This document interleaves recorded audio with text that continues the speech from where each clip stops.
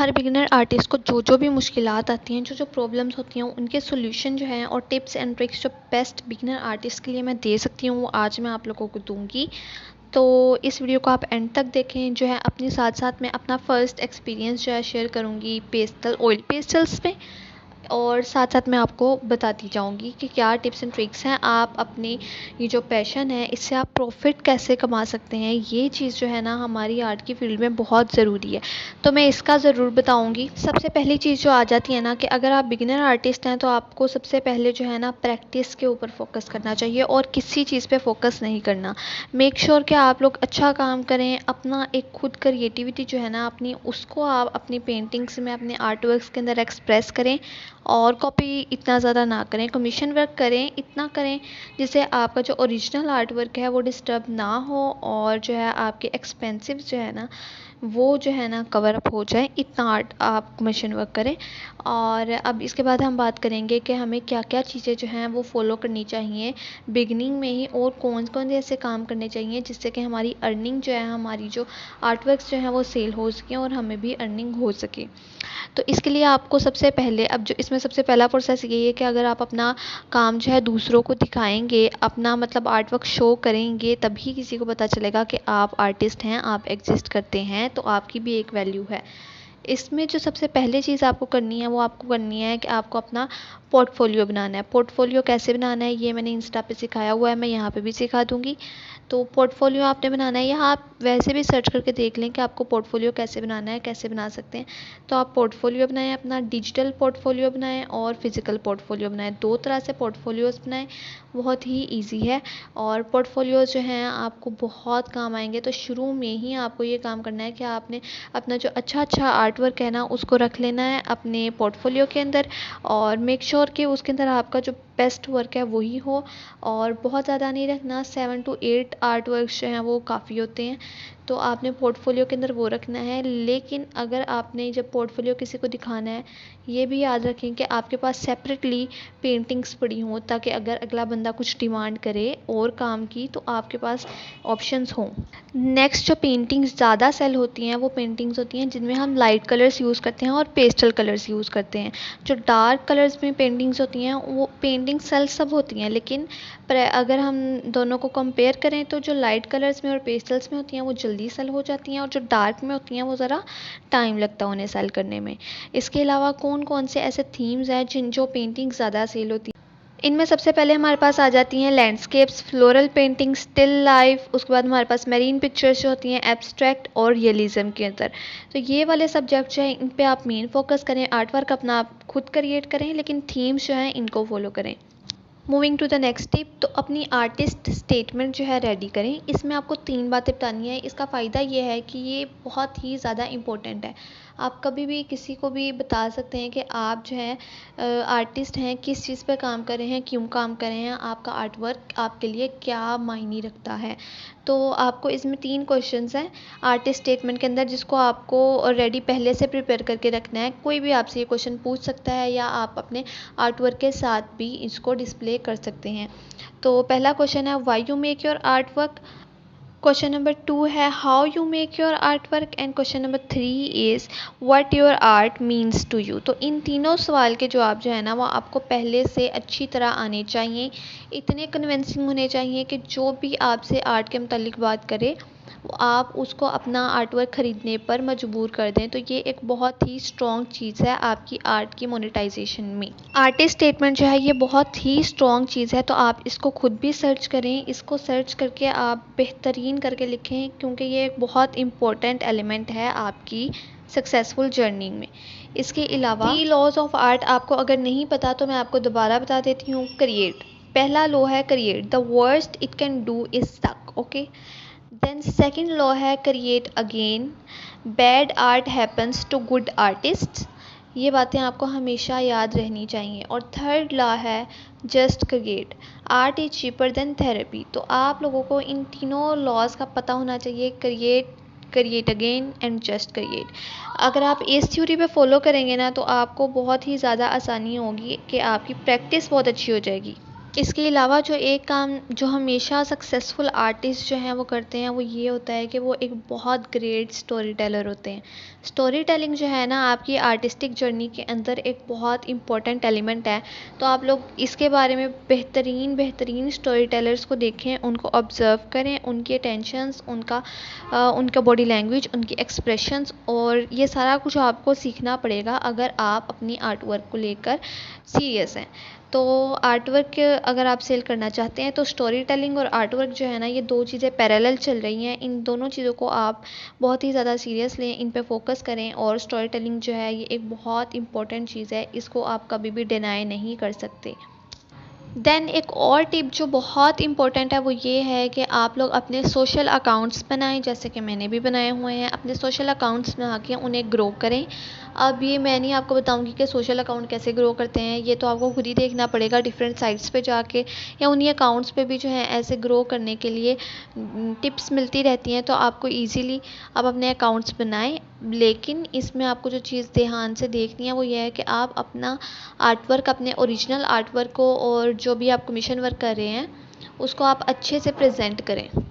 Social account में जो monetization या मार्केटिंग के लिए हमारा एक बहुत इम्पोर्टेंट सोशल मीडिया का एक जो ऐप कह लें आप, साइट है वो समझ लें, वो है इंस्टाग्राम। इंस्टाग्राम है, आप टिकटॉक पे भी काम कर सकते हैं। इंस्टाग्राम और टिकटॉक, इन दोनों चीज़ों को पकड़ लें, फेसबुक को पकड़ लें और इनके ऊपर अपने अकाउंट्स बनाएं, उनको ग्रो करें थोड़ा सा, और टाइम दें। टाइम आपका बहुत ज़रूरी है। जितना आप प्रैक्टिस के लिए टाइम लगाएंगे उतना ही टाइम आपको इन चीज़ों पर भी देना पड़ेगा। इसके अलावा अगर आप एक चीज़ करेंगे दूसरी छोड़ देंगे, या दूसरी करेंगे पहली छोड़ देंगे, तो दोनों चीज़ों में से फिर आपका काम नहीं होने वाला। तो दोनों चीज़ों को बैलेंस करके करें तो इंशाल्लाह आपका जो है काम हो जाएगा। एक बहुत इंपॉर्टेंट टिप, ये सारी बातें जो है ना मैंने छोटी छोटी पीसेस के अंदर जो है ना इंस्टाग्राम पे बताई हुई हैं। आपको मोनेटाइजेशन के लिए अगर दोबारा से छोटे छोटे जो हैं डोज चाहिए तो आप इंस्टा मुझे फॉलो कर सकते हैं। इजीली आपको पता चल जाएगा। बोल्ड ब्रश मेरा अकाउंट नेम है, और इंस्टा का लिंक जो है यूट्यूब पे वैसे मेरे लगा हुआ है। तो दूसरी बात, अब जो है एक और टिप बहुत इंपॉर्टेंट, वो ये है कि वेबसाइट्स जो हैं आप अपनी फ्री वेबसाइट खुद भी डिज़ाइन कर सकते हैं। इसका मैंने इंस्टा पे डिटेल में बताया हुआ है, वो कैसे करेंगे। इसके अलावा बहुत सी ऐसी आर्ट मार्केटिंग के लिए वेबसाइट्स हैं जो ऑफ़र करती हैं आर्टिस्ट को कि हम उनके प्लेटफॉर्म पे आएँ और अपना आर्ट वर्क सेल करें। तो आप उन वेबसाइट्स पे जो है अपने अकाउंट बना सकते हैं, साइन अप करें, लॉगिन करें। और सम वेबसाइट्स ऐसी होती हैं कि जो ऑफ़र करती हैं कि फ्री ऑफ कॉस्ट वो कोई आपका कमीशन नहीं लेंगे, जितने की आप पेंटिंग सेल करना चाहें आप कर सकते हैं। लेकिन कुछ ऐसी वेबसाइट होती हैं जो कहते हैं कि 20% या 10% पर आर्ट वर्क वो है आपसे चार्ज करेंगे। तो ये एक बहुत अच्छी अपॉर्चुनिटी है बिगनर्स के लिए कि वो इन वेबसाइट्स के थ्रू अपना आर्ट वर्क जो है वो सेल करें। इनमें जो है बहुत सी वेबसाइट्स हैं, एक तो आर्टमो है, दूसरा अच्छा आर्ट वर्क जो है वो डिजिटली भी सेल होता है और फिज़िकली भी सेल होता है। तो इन वेबसाइट्स में आपको इन दोनों चीज़ों को भी ध्यान से रखना है कि आपको डिजिटली अपना आर्ट वर्क सेल करना है या फिज़िकली सेंड करना है।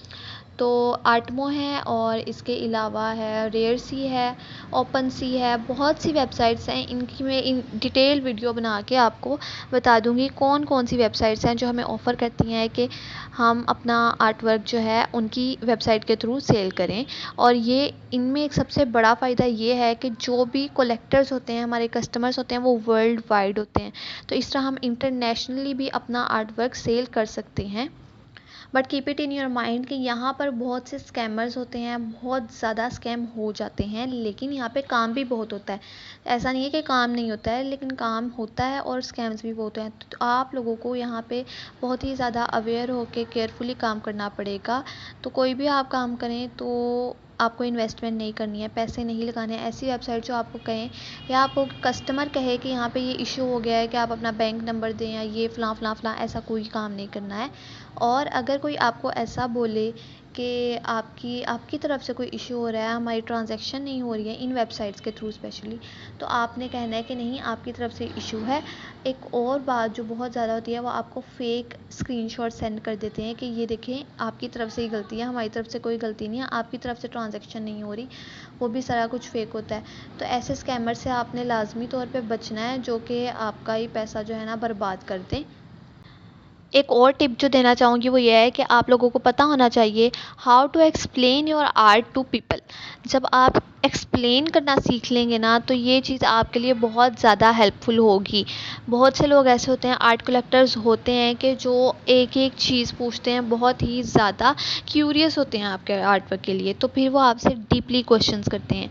तो आप लोगों को ध्यान से हर आर्ट वर्क के लिए अच्छी सी स्टोरी बनानी है और अच्छी सी एक्सप्लेनेशन का पहले से पता होना चाहिए, ताकि अगर कोई आपसे क्वेश्चन करे तो आप कंफ्यूज ना हो और अच्छे से अपना जो है ना प्रेजेंट कर सकें आर्ट वर्क। एंड यस, जो आपकी लोकल आर्ट एग्जीबिशंस होती हैं ना, उनको आपने कभी भी मिस नहीं करना है।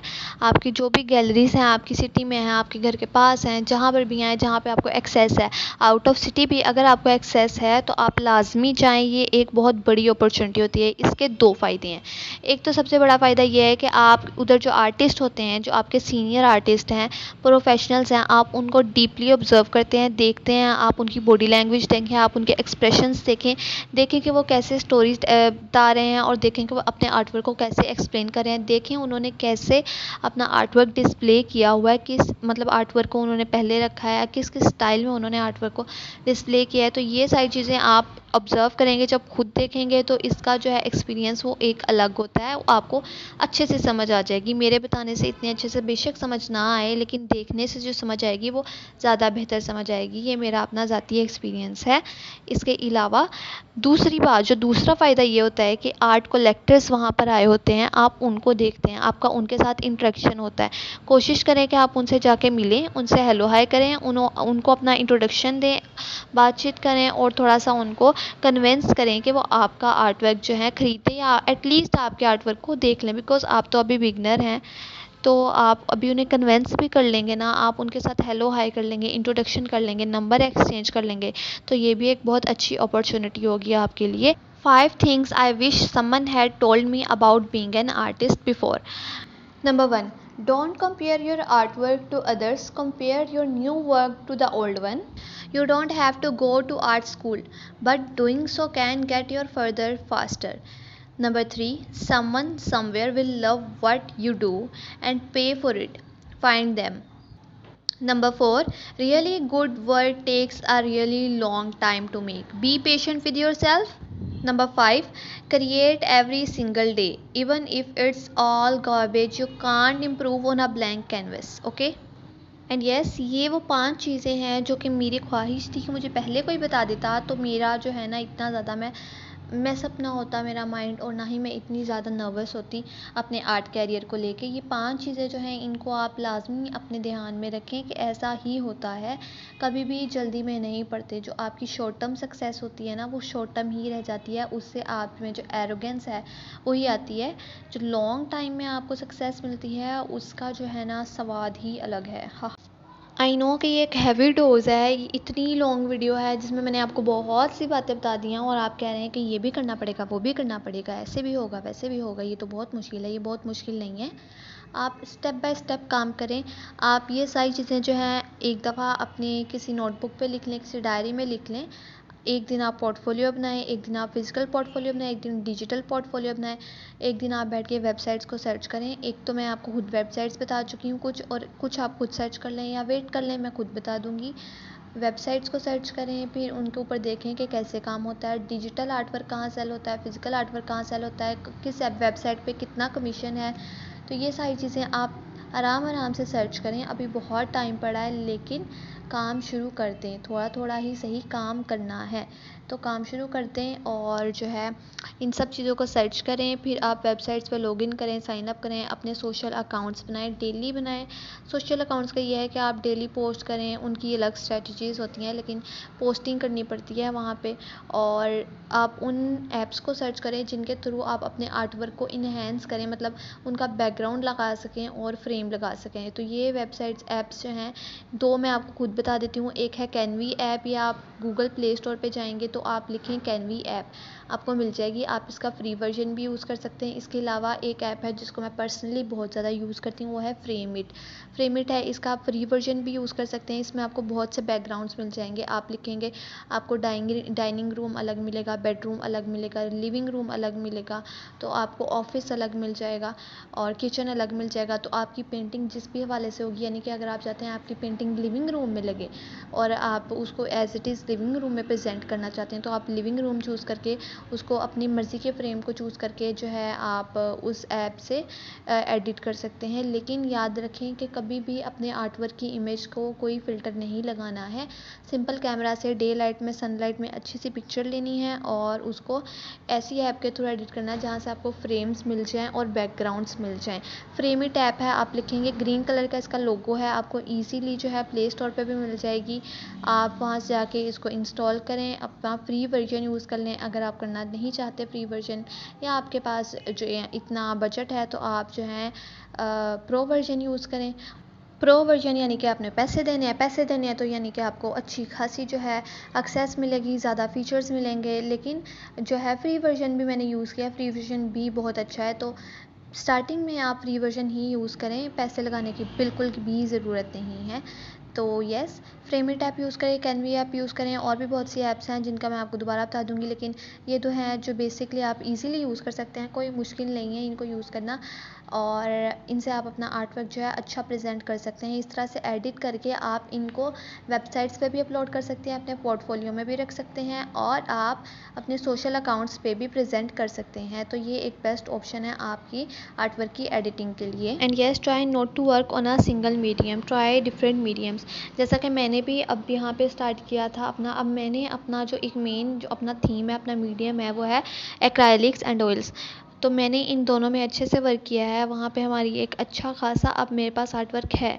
लेकिन अब मैं चाह रही हूँ कि मैं दूसरे कुछ मीडियम्स में भी ट्राई करूँ। तो मैं वाटर कलर्स और पेस्टल कलर्स के ऊपर जो है ज़्यादा फोकस कर रही हूँ। चारकोल्स पे भी मैंने वर्क किया है लेकिन वो मुझे खासा पसंद नहीं है। डिफरेंट मीडियम्स को यूज़ करें और डिफरेंट प्रोडक्ट्स क्रिएट करें। जैसा कि आजकल रेजिन आर्ट का बहुत ट्रेंड है, तो अगर आपको अपना आर्ट वर्क के साथ साथ जो है मोनेटाइजेशन चाहिए, मार्केटिंग भी अच्छी करनी है और जो है अर्निंग भी करनी है, तो आपको दूसरे मीडियम्स में भी जो है वर्क करना चाहिए। इसके अलावा आपको एक और चीज़ का बहुत ख्याल रखना चाहिए, जो डिमांडिंग प्रोडक्ट्स हैं, जैसा कि आजकल कैंडल आर्ट जो है बहुत ज़्यादा इन है, तो आपको इस तरह की चीज़ों के ऊपर ज़्यादा फोकस करना चाहिए जो मार्केट में बहुत ज़्यादा इन होती हैं, हमारे लिए ईजी होती हैं और ईजी टू यूज़ होती हैं और चीप होती हैं और अफोर्डेबल भी होती हैं।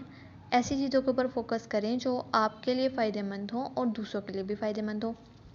लोकल कॉम्पिटिशन्स जो होते हैं उनको कभी भी मिस नहीं करना चाहिए। ये एक बहुत बड़ी गलती होती है जो बिगिनर आर्टिस्ट जो हैं उसको मिस कर देते हैं। लेकिन ऐसा कभी भी नहीं करना चाहिए। कॉम्पिटिशन्स में जाकर भी जो है आपका इंटरेक्शन इंक्रीज़ होता है। इससे क्या होता है कि आपके कॉन्टैक्ट्स बढ़ते हैं और आपको ज़्यादा फ़ायदा पहुँचता है। आर्ट वर्क क्रिएट करने के लिए जो दो चीज़ें बहुत ज़रूरी है वो आपकी रिसर्च है और आपका एनालिसिस है। तो इन दोनों चीज़ों के ऊपर जब भी आपने कोई आर्ट वर्क क्रिएट करना है, आप लोगों को ये टिप ज़रूर याद रखनी है कि आपकी रिसर्च क्या है और आपका एनालिसिस क्या है। एक छोटी सी डॉक्यूमेंट्री बनाएं, आप उसको डिजिटली बना लें, मैनुअली बना लें, दोनों तरह से बना लें। तो जैसे आपको सूटेबल लगता है, आप अपने आर्ट वर्क का जब भी कोई काम बना रहे होता है उसकी डॉक्यूमेंट्री ज़रूर बनाया करें। वीडियोस बना लें, छोटी छोटी पिक्चर्स बना लें, रील्स बना लें। रेफरेंस क्या था, इंस्पायरेशन क्या थी, क्या ऑब्ज़र्व किया, ये सारी चीज़ें जो हैं जब आप आर्ट वर्क सेल करते हैं, मार्केट प्लेस में आते हैं, तो ये बहुत ज़्यादा हेल्पफुल चीज़ें रहती हैं। अगर आप सेल्फ टॉट आर्टिस्ट हैं तो आप लोगों को कुछ चीज़ें जो हैं वो ध्यान में रखनी चाहिए। Elements of arts, principle of arts, ये दो चीज़ें हैं जिनको आप सीखें और आपको पता होना चाहिए। ये बहुत छोटी सी हैं, मतलब कि लाइन क्या है, टेक्सचर क्या है, फॉर्म क्या है, वैल्यू क्या है, शेप क्या है, इन चीज़ों का छोटा छोटा सा इंट्रोडक्शन, ताकि अगर आपसे कोई ऐसी बेसिक चीज़ भी पूछ ले, इतनी डीपली नहीं होती ये बात लेकिन ये बहुत बेसिक सी बात है, ये पूछ ले और आपको इसका एक अच्छा सा आंसर आना चाहिए। तो elements of art, principles of art, ये सब चीज़ें ऐसी हैं कि आपको, अगर आप सेल्फ टॉट हैं तो आपको पता होनी चाहिए। वीडियो को पॉज कर लें या रोक लें और अपने नोट्स बना लें। And I am done today. और सब्सक्राइब कर लें, लाइक कर लें, शेयर कर लें, जो भी करना है कर लें, कमेंट भी कर दें और जो जो मसले हैं वो आप मुझे कमेंट्स में बता सकते हैं। Bye bye.